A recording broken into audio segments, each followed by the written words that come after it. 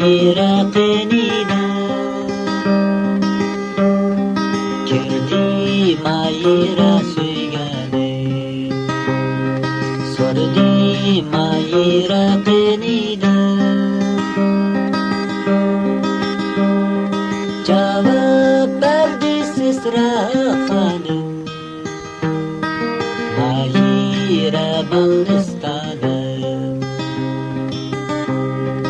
cevap verdi Sisra hanım mahire balnistanım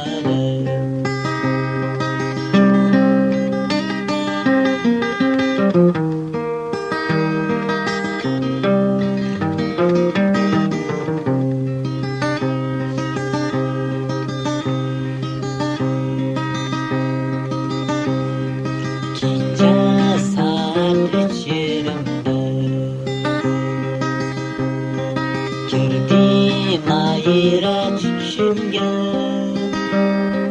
gece saat içerimde girdi mahire düşümge ikimizin ayrılıp gidişi ayyam buldu içimde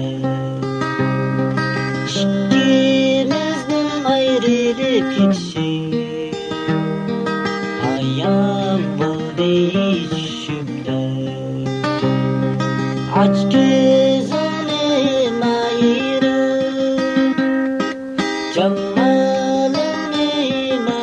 göreyim pervane olup yastığımda